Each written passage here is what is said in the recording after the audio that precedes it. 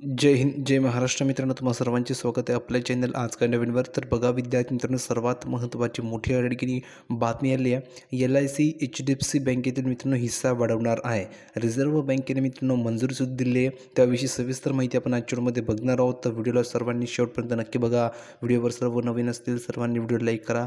ज्यांनी चॅनलला सबस्क्राईब केलं नाही त्यांनी चॅनलला सबस्क्राईब करा, कारण तुम्हाला ह्या चॅनल मित्रांनो स्टॉक मार्केटबाबत शेअर मार्केटबाबत सर्व अपडेट पाहायला मिळतील. म्हणून सर्वांनी चॅनलला सबस्क्राईब करून ठेवायचं आहे.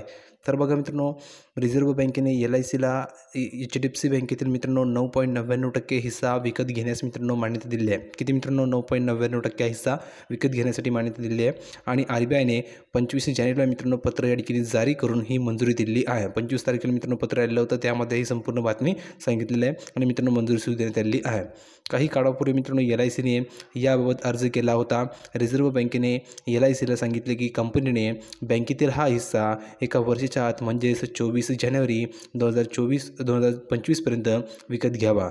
यासोबतच RBIने LICला बँकेतील आपली हिस्सेदारी 9.99% जास्त न वाढवण्याचे आदेश दिले आहेत. फक्त 9.99%पेक्षाच या ठिकाणी जास्त वाढवायचे नाही आहेत.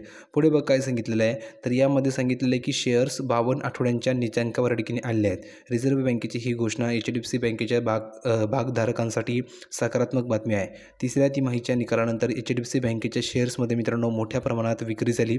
शेअर्स मित्रांनो 52 आठवड्यांच्या नीचांकी पातळीवर पोहोचला. विदेशी पोर्टफोलिओ गुंतवणूकदारांबाबत सेबीने दिलेल्या प्रस्तावामुळे ही विक्री होत असल्याचं काही तज्ज्ञांचं म्हणणे आहे.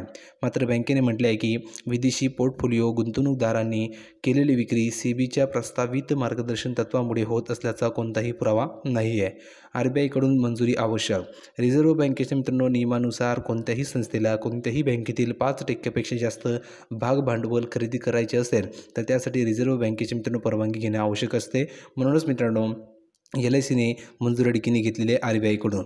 पुढे बघा, तुम्ही जर बघितलं त्याचवेळी 5%पेक्षा कमी भाग भांडवल खरेदी करण्यासाठी कोणत्याही परवानगीची आवश्यकता नसते. 5पेक्षा जास्त जर या ठिकाणी घ्यायचं असेल तर या ठिकाणी परवानगी लागते.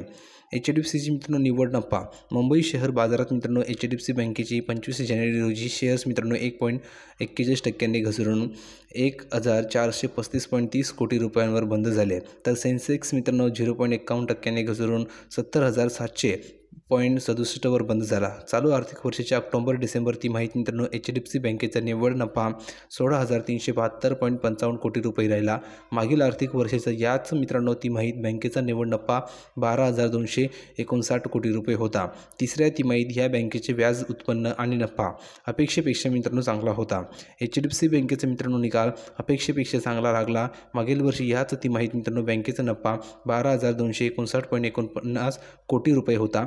तिसऱ्या तिमाहीत मित्रांनो तिचे एकूण उत्पन्न 81,720 कोटी रुपये होते, जे गेल्या आर्थिक वर्षाच्या मित्रांनो याच तिमाहीत 51.208 कोटी रुपये होते. बँकेचा एकत्रित निव्वळ नफा ऑक्टोबर डिसेंबर 2022मध्ये 12,735 कोटी रुपयांवरून 39% वाढून 17,718 कोटी रुपये झाला आहे.